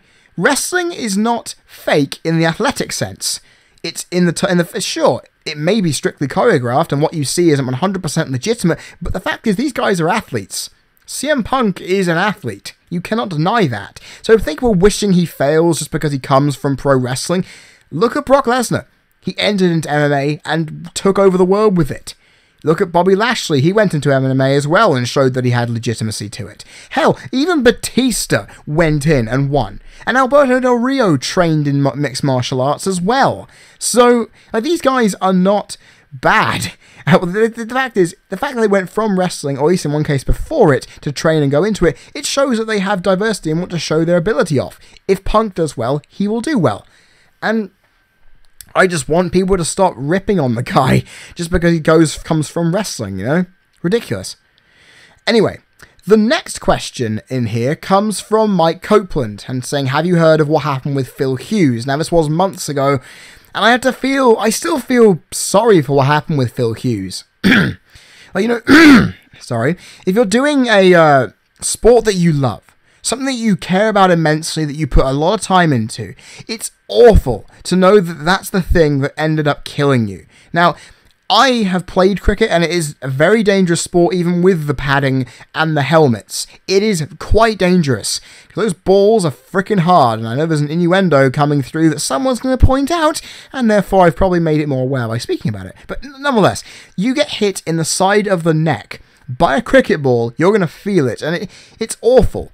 That even with cricket helmets being as they are, they're still not fully safe. And I know that they said in the International Cricket Board that they're not going to bring in wide safety regimes. Because the thing is, in cricket, deaths don't happen often. It's very rare. Like, if people were dying from spin bowls to the neck or the head regularly, then they would do something about it. But the thing with Phil Hughes, it's still sad. Yeah, I know the line, he died doing what he loved, is actually applicable here. But it, to me, just still feels awful for him. You know, he was doing something he loved and it ended his life. And my heart goes out to his family and everyone in the cricket fraternity because it was a horrible thing to see and it's just awful. It was awful and I'm still in shock about it and it's ridiculous. Another question from Mike Copeland. Why are Borussia Dortmund doing terribly in the Bundesliga? I mean, they're near the bottom of the league, for God's sake. Now, the one thing I love about sport is that anything can happen. Form is temporary, but class is permanent. That never applies. That statement I have just mentioned applies to football more than any other, because it's true. It's 100% true. You can be the best team in the world with the best players in the world, but you are not guaranteed success. That's a bonus. I mean, you, Mike, are a Manchester United fan. After going for multiple years, multiple decades of success, to then have a 7th place finish after years of success, no wonder it's obviously a bad thing. But again, form is temporary. You're never going to be super almighty amazing every single year, no matter the players you have. Same thing with Man City, losing the title to you 2 seasons ago, even with all that money they have. Same thing with Chelsea, not winning the Champions League. They may have the money, but they didn't have the ability to make it past some better teams. And with the Bundesliga, it's a very tough league. It's a very tough league, and Borussia Dortmund, no matter how good players have can't remember his name properly, but Immobile, you've got Aubameyang, you've got Hummels, you've got Gundogan, you've got Bender, you've got Kagawa back, you then also, I mean, you've got so many players there who are fantastic at what they do. They are brilliant footballers, but like anyone in sport, you can have a downward patch where you don't have anything good going for you. Everything you do turns to rubbish. I know Ipswich Town had bad form for many years, since, well, I dare say since the middle part of the last decade. We haven't had the best time, but now we're slowly building form back up and we're in the position we're in. Like, that's the thing. Form is temporary. You look at Borussia Dortmund's league status to their European status, and it is downright ridiculous how different it is. They're doing really well in the Champions League, but crap in the Bundesliga, and it's one of the reasons I love sport, because this can happen. You can see mighty teams like in England, Nottingham Forest, who won the league and the European Cup 2 years in a row in the 70s and 80s, but now they're down in the Championship and were once in League One, not doing very well. You can see this happen for a multitude of teams, and it's wonderful that football can do that. It's wonderful that many sports can do that, and they're just doing rubbish because it's that time where form just isn't going their way, and sadly, that's just how it is. And finally, I believe, on the sporting sector, Escutiero Compton gets me through this one. Why do you guys call soccer football in the UK and Brazil instead of calling it soccer like we do in the US and Canada? Well, it's simple. Football is basically the exact thing you would do because you kick a round ball with your foot. I mean, sure, not every sport has literal accompaniment to it, but you look at baseball. You're standing on a base, hitting a ball. Makes valid sense. I'm sure that doesn't happen with every sport. I mean, American football, in my opinion, should be hand egg, because you're handling an egg-shaped ball, but I digress. Soccer, as I've been told by my dad, comes from the fact that association football is what the full title is, and therefore you say soccer because it's from an association sport, where your association has gotten everything together, brought all the teams in, and the sport doesn't really need a literal name because everyone knows what football, quote-unquote, actually is. And also because in America you have American football with the football name, which, again, I mentioned, doesn't make any sense. It highlights that, yeah, you needed a different name for it so people wouldn't be confused. And soccer, from the association, comes from the word, and it makes sense. You know, I don't mind the term soccer. I just hate people in the UK calling it soccer because we call it football, damn it. And that's just how it is, you know? Okay, sport and entertainment are out of the way. Let's get on to the next set. Now, I wasn't expecting to get any questions on the Friendship is Magic front, but the fact that I did, I'm going to tip my hat to you guys. Well done for the variety, and it kind of shows that the content I've been putting out for it is actually worth your time. Anyway, Largest85, who I really didn't expect this from, what made you start watching and become a fan of MLP, and do people make fun of you because you like it? In the response to the second question, I'm more afraid of other people doing that, because I know a lot of people who know that I am a brony and fan of this series do accept it, and they're wonderful people for it. They just think, okay, Freddie likes what he likes, I'm not going to question it. I'm like that for a lot of people too. So the fact that a lot of people are like that is fantastic. I'm more afraid of people finding out and not understanding why. You know, that they say, oh my god, what the hell is Fred watching this for? And all that stuff, and just kind of making me feel socially insecure about myself, which is what is always the case. The thing is, in response to the first part, what made me start watching, I mean, the friends of mine on the internet, like anything on the internet, it explodes and becomes the biggest thing ever. People immediately had said to me, Fred, you gotta watch this, it looks awesome. Now, I have to admit, as a young kid, obviously going through the idea that everything and anything that had one female protagonist and second was an overall girly thing was not what a boy should watch on television. However, I am older now, and I don't care what animation has in terms of demographic and age range. As long as it proves to be good, I will end up watching it. And I have to admit, the animation style did make me look at it and go, this might be actually quite good. Watched the first season through, kind of lost touch with it, but again, the animation made me go, you know what, I want to keep an eye on this, see where it goes, and just check everything out. And I got stuck into the fan community with all the fan art, the music, the animations, and it just made me think, you know what, this is worth sticking with. Come round to 2014, I ended up saying, you know what, I'm sick of everyone asking and then me having to say I'm not a fan of this show, I just enjoy what it looks like. I wanted to go in and fully start watching it again. And lo and behold, a year later with CCMLP up and running, it's official to say I am officially a fan of this series now. The next question is from Roy Poon, kind of following up with that on why I like Friendship is Magic. Now, There are many reasons. I've already mentioned the animation. I mean, the voice acting is fantastic. The fact that a series coming from a franchise like this has backstory, I cannot stress that enough. The amount of cartoons I've watched that don't even have close to any notion of backstory and any notion of continuity really irritates me. So seeing this show with it immediately brought it up in my eyes. I then have the characters. There's so many likable characters, and sure, I have my issue with the fact there's not many male characters in this show, but I can let that slide because it is geared demographically towards females, when there is actually a huge range of people like me watching it because we find it to be very funny. And that's another thing, it's very well written, it's very funny, has a lot of pop culture references, and it's actually done in a lot more of a mature way than you'd expect. And there are some episodes I'm thinking, really, people expect this to be a childish series when it pulls stuff like this out of the bag? Nice one. But the most important thing is the fan base. I have been in fan bases and fan groups of many things, especially in this case, football, wrestling, music, video games, anime, general animation as a whole.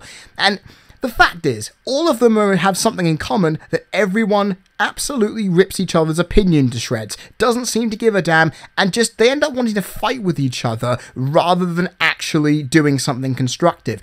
Being part of the Friendship is Magic community has kind of said to me, you know what, we aren't going to do that. We just want to share our love for this show, share our creativity, and be happy. Because again, the notion that friendship is magic is 100% true. It is a community built upon friendship and strengthening our community together. That's what the show praises as one of its biggest morals, so why can't the fan base do the same? And that's the thing. I haven't got into any squabble with the fan base. I haven't found a reason to critique the fan base at all for any reason. Everything else I mentioned earlier, I can find a reason.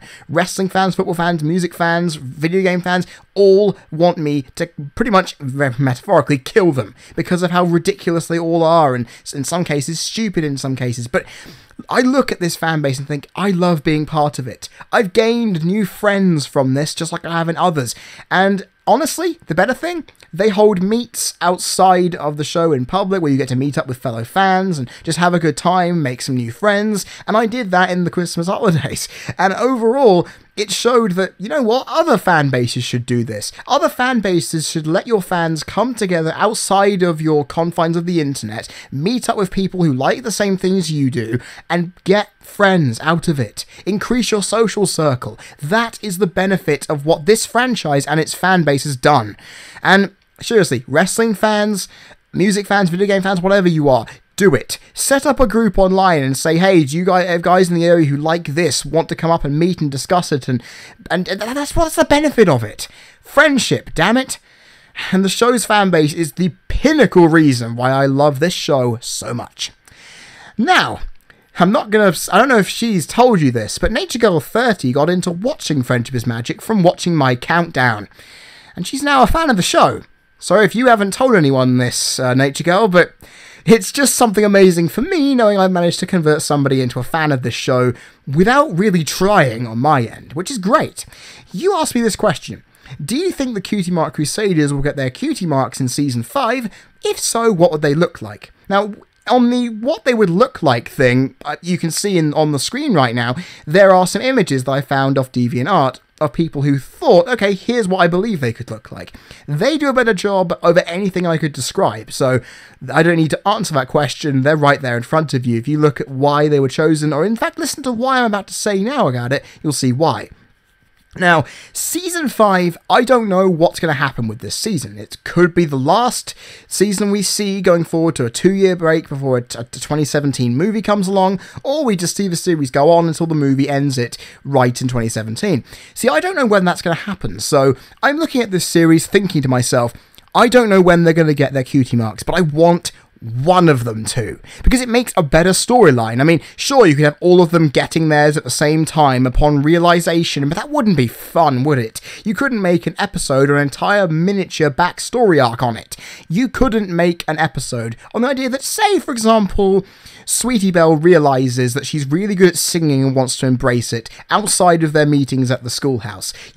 She gets it. You then realize, wait a minute, if she got a Cutie Mark now, what's going to happen? You know, what are they going to do? Is the Cutie Crusaders going to have to distance themselves from her? Is the friendship going to be broken forever? Are these characters actually going to remain friends? And not to mention putting Diamond Tiara and Silver Spoon in there, who are going to continuously try to separate the group from each other. It's a great way of, in one episode where this is ever done, to highlight how strong their bond is and create good personality things for the characters. It'll build them to make them stronger. And to be honest, since the first season with the Showstoppers episode, they've already shown what their cutie marks are and what effectively they are good at, but they're so blind into finding out what their cutie marks are that they legitimately don't realise what their things are. Like, the cutie marks that I showed on screen just now highlight what they are in terms of woodcraft, singing, and sport, in terms of skating and scootering, and what Scootaloo does and all the daredevil tricks and stuff. That is what they like, that's what they do, and that's what they've shown to be good at, and the fact that they haven't realised it yet is irritating. And honestly, I want to see where this goes. I want to see which one of the three gets it first, how it's done, and inevitably what comes out from it. You can put it into an episode and it'll be a great story. And you know, if it happens in season 5, I will be absolutely ecstatic. I will be happy as Larry with this, because it is brilliant. It's development. And in an animated series, that's what I want more than anything. Hell, in any series, that's what I want. Development, and it to be able to carry on with new dynamics introduced. Enough said. And that's it. Friendship is Magic questions done. Let's go on to the next lot.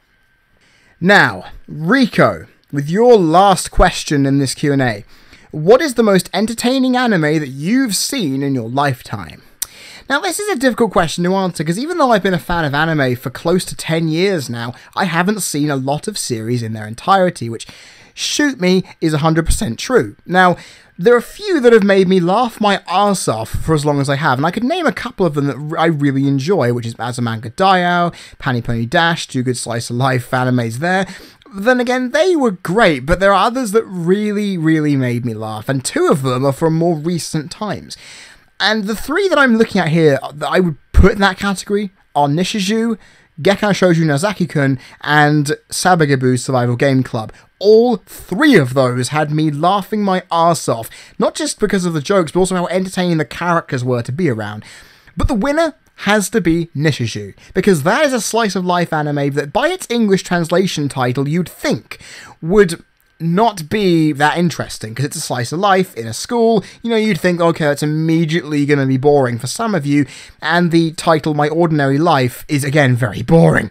But you watch this and you actually look at this show and you think, you'll be asking yourself after a first episode or 2, what the hell am I watching? Now, I'm not going to spoil anything, I'll let you guys check that out in your own time, but Nishiju has so much abstract randomness in it that I just go from episode to episode thinking, what the hell am I, what is going on here? It is entertaining because of how ludicrous it is. Now, someone would say to me, Fred, why don't you watch Gintama? Because that's the same. Well, Gintama is not only 250 episodes long, but some of the stuff I've seen from it, thanks to my brother showing me, is so ridiculous. I'm thinking, okay, I'm legitimately freaked out here, and I have no idea what the fuck I'm doing watching it. Also, Nishiju has a lot of characters that I consider cute and or moe, so I'm immediately on the front bend for that one. Not to mention its pastel-coloured animation style is wonderful. Nonetheless, Nishiju has made me laugh my ass off and just made me question everything I know about watching anime. And honestly, if you haven't seen it, go watch it because it is so fun. And I'd like to thank one of my former housemates, Toby, for introducing me to this series last year. It is well worth my time, and I thank you immensely for it. Also, the ending theme song is brilliant too, so go check it out if you haven't. Regional D Huff gave me this one on which of these 3 cartoons do you like the most? Dragon Ball Z, Rugrats, or the Powerpuff Girls? Now, I don't like Dragon Ball Z. Now, as my friend in my digital media course here at university told me once, when we were doing a project, the only things people watch anime for are the fan service and giant explosive mech robot battles. I know that, from my perception as an anime fan, to be completely and utterly untrue. Now, the fact is, that is a good point. People like watching for fan service, giant battles, and giant robots. I understand that. But Dragon Ball Z as a series never really got to me, because I don't like the long drawn out battles. I'm understanding, I love backstory, but when you have to search through manga and 2 other TV series and understanding what the hell goes on prior to this series happening, that's a problem. You then have the idea that, well, there's just so much in here that I just don't get. I don't understand why a fight scene has to take 3 episodes to come to its conclusion. I don't understand, inevitably, why this universe is so freaking massive, and I don't really find it interesting. I mean, sure, the sci-fi, Super Saiyan stuff is all well and interesting, but there's just so much to it that I just don't have the time to sit down and take it all in. And I just don't like giant, huge, explosive fights. It's my preference.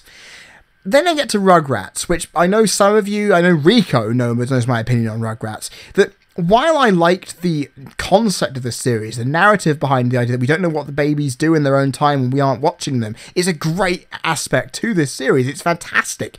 The animation style was a bit off for me. Like most Nickelodeon series, they're done with unique animation styles, and honestly, I found it really weird. Especially when some of the hair colours and... Actually, if you think about it, think about, I would dare say, Doug as an example of this. That when people who have human characteristics, or who are just humans, have skin colours that are like green or purple, or something different from what you'd usually expect from a human skin colour, which from all kinds of races that we have in this world are what we know them as, it's a bit weird. And the hair colours that some of the characters have, it freaks me out a little bit. Because I'm thinking, what the hell's going on here? And the same thing can be said in this series, that the animation style just really creeps me out. And sometimes it's just weird to me, you know? And it's a good series, I'm not going to deny it, but I don't know, it just creeps me out sometimes. The Powerpuff Girls, though, oh boy, this series was my stuff back in the late 90s. I have massive respect for this series, because not only does it have female characters who are ass-kicking, well-developed characters, but you also have villains who don't just exist for one episode. They come back with more better powers, with much more development into them, and the series has so much depth that I couldn't really believe it. But the fact is, I need to give it more love, but I haven't watched it as much as I should. Because, you know, I mentioned in my French's Magic questions how I'm afraid of people making fun of me for watching it. The same thing happened with Powerpuff Girls back in the late 90s. Like, I loved it, because it was a series that I really enjoyed. It was cute, it was action-packed, and it had a lot of stuff going for it. And honestly, like, because of my position on the autistic spectrum, and obviously anyone who has it will know that you get really obsessed with something that you love and will immediately want to profess your reasons for why you like it, etc., etc. We're all probably the same in that regard.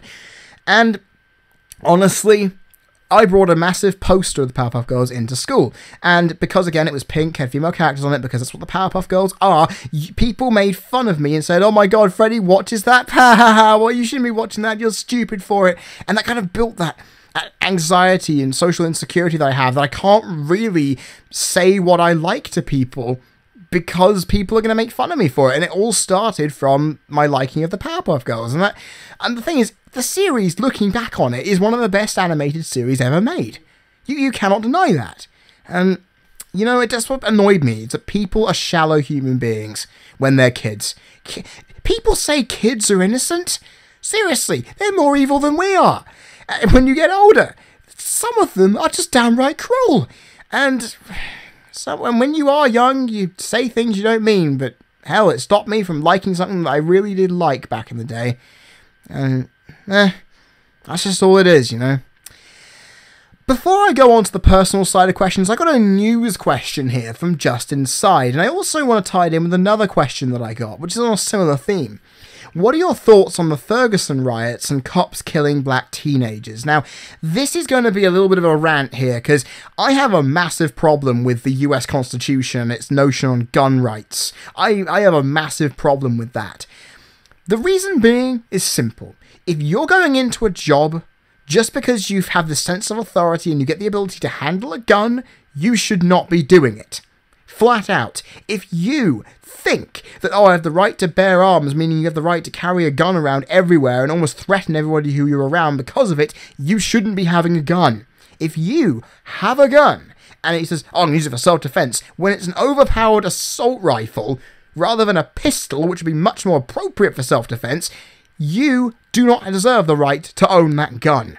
And police officers in the US annoy me because a lot of them who do serve for their community, have a lot of pride in their work, don't need to use guns to do any of that. You use your diplomacy, your skills at being able to communicate, to be able to cease and desist and get things done. The fact that I heard a police officer in the wake of the Ferguson riots and all these other shootings was that he got fired because he didn't use his gun to solve a situation kind of impacts why I don't like guns being used by the police unless it is absolutely necessary. Sure, you are scaring the crap out of them and they don't want to die. Understandably. But if you're going into a situation thinking, oh, I'll shoot first and ask questions later when you can't because that guy is dead, you have no reason to not only be a police officer but also to own a gun. You do not go out serving your public expecting that you're going to be able to fire a gun. Guns are only necessary by police forces when it is absolutely necessary. If someone is armed and you have a right to know they're armed and they are dangerous. Not some 12-year-old kid with a BB gun. Okay? So I just shout here. But if you should go and talk to the kid. Don't immediately suspect that it's a gun. You should talk to him. Don't just say put the gun down 3 times and he doesn't apply because he can't hear you, then shoot him. Don't do that. Go talk to his parents. While one officer tries to talk to the kid, go talk to his parents who can then confirm that it's not a real gun. The cases that happened in the US recently just define why I don't like guns and why the US idea around guns is plainly stupid. If somebody is robbing a bank and has a weapon and you have all right to shoot them, go ahead and do so. They're a threat to people. If someone is taken hostages and has weapons and you have to storm them down and kill them, go ahead. If someone is threatening to blow up a building and they have bombs strapped to them and you want to dispose of them quickly without setting the bomb off, do that. But if you're defending the public normally, if you're resorting to a domestic situation or trying to pull over a guy for a certain traffic violation, don't point a gun at him. If he runs in his car or does something else, ram his car and pin them into a situation where they can't get out when they're legitimately afraid. Don't just go pulling guns at them. And the same would go for a member of the public. Don't go around with a gun suspecting that, oh, because I have the right to own one means I get to use them in whatever way I want to. It's ridiculous. And it just makes me want to punch someone who thinks, oh, I have the right to bear arms, therefore I should. No. Seriously, people who use guns in any way that isn't necessary just shows how ridiculous and outdated your constitution is. And all of these things that happened in America recently highlight a problem. Guns should only be used when they are absolutely necessary. Not because someone's holding a toy gun and you're too lazy to investigate. Not because you suspect that somebody is a robbery suspect and they don't decide to respond to you. Don't think that just because you have a gun it means you are immediately more powerful and more in a better position of authority than another person. We're all equal until proven otherwise, even when you're in the police or the military.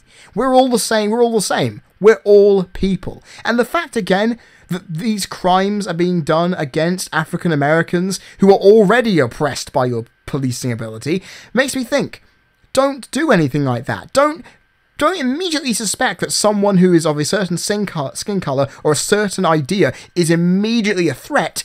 Don't go in thinking that, because all it's going to do is show you to be a shallow, inconsiderate dick. And especially in one case I saw online, where a guy was working at a coffee shop. He's a guy who has a Rastafarian dreadlock hairstyle, and people were afraid of him because they thought he was a drug dealer. Do you know why they thought that? Because the guy was black. And it annoyed me when he put this in comparison, where a white woman had a dreadlock style which was not kept clean like his, not immediately seen as anything. It was just an awful thing to look at. And she was considered creative, artistic, free to express herself, when, because a black guy had the similar style, was immediately suspected to be a drug dealer, and immediately seen as a threat that people were afraid to be served by him in the coffee shop at which he worked.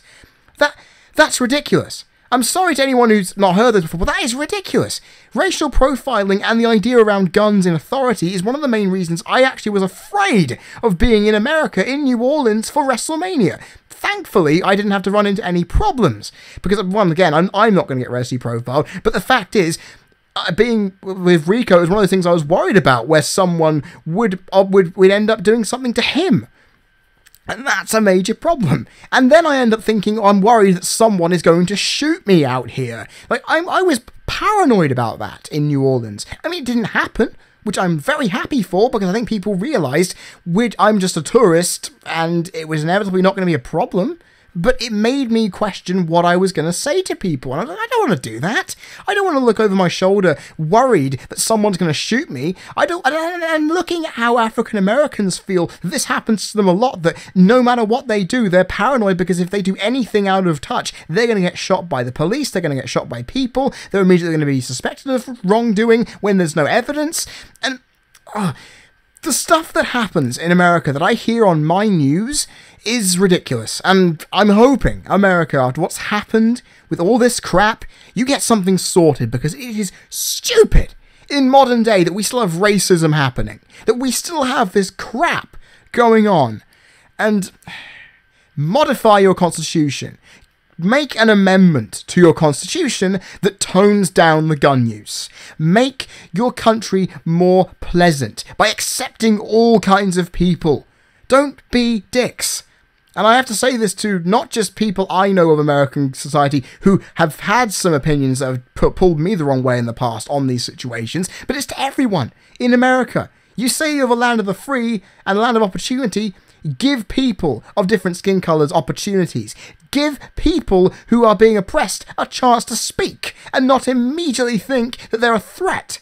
Just do something to make your country look better, because it's stuff like this that make people like me not want to go to your country. And that's how it is. And I'm afraid I'm going to have to stop because my throat is starting to hurt from shouting. Let's get on to the personal questions next. First off, Largest85. Will you live the rest of your life straight edge and not once drink alcohol and smoke weed? Basically, will you die straight edge? Yes. Because seriously, people are still shocked that I don't drink wine or beer or any kind of substance. The fact that it's now a decade since this, you know, people are still shocked by it, and why should they be? It's my decision, but yeah, I'm amazed that my willpower for being straight edge is still as strong as it ever was. But again, you hear stories regarding what alcohol can do to a person, what weed can do to a person, what cigarettes can do to a person, and I know food has done the same kind of thing to me, but honestly, I'd rather have food do it than something else. So, there we go. Brony Loney sent this question to me when 2014 was still around, but I still don't mind answering it. Has 2014 been a good year for you, and are you looking forward to 2015? On the plus side of 2014, I went to see WrestleMania for the first time, so that's immediately a massive positive. I passed my second year of university, I met up with some great people. But obviously the negative is that, of course, I went into a big series of depression for the early part of 2014, and I really didn't enjoy everything up until I went to WrestleMania. I was having a really hard time for the first 3 or 4 months of the year, and then WrestleMania kicks in, and I am immediately happy, and my mood is a lot better. And it's been a year that I've done a lot of things. I've done things I never thought was possible. I mean, I went to the US on my own. I've been to a great place, and I feel 2014, while it didn't have as much going on in it, I feel has been a good year. And 2015 so far has been a bit rocky for me, and you guys have seen very little video content from me in the last couple of months, as because I'm trying to make new content with new equipment.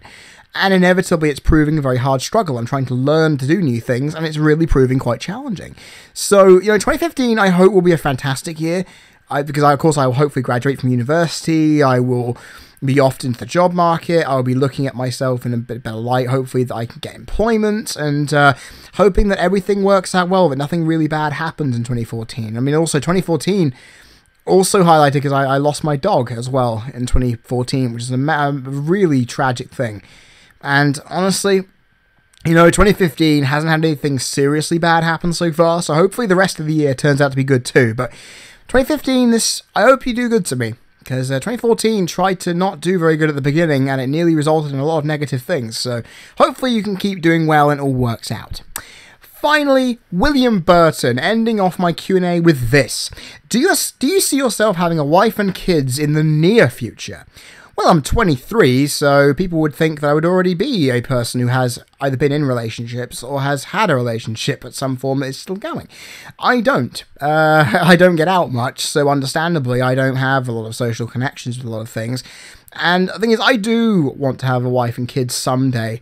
It's whenever that is, I have no idea. It won't be in the near future. It'll just depend on when the stars light up and things happen that makes it all fit, you know? And if it inevitably goes to that point where I end up having a person I want to spend the rest of my life with and have children as a result from that, it'll inevitably come as it does.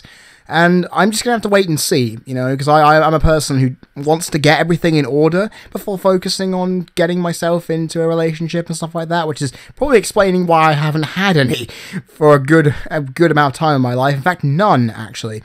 And I want to be able to be on good statement of ground before I start focusing my opinion on that. And if it takes a while, it will. But I do want to have a steady relationship and possibly children in the future. I mean, who doesn't? Who doesn't want that in the future? But I have to see what happens, you know?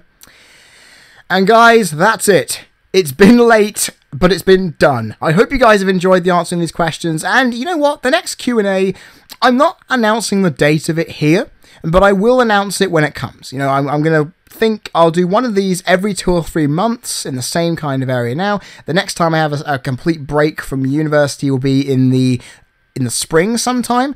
I'll be able to do a Q&A then, and hopefully it'll be a lot easier to get out than this thing has been. I hope you've all enjoyed, and I hope you enjoy the rest of 2015, and I hope it all works out well for you.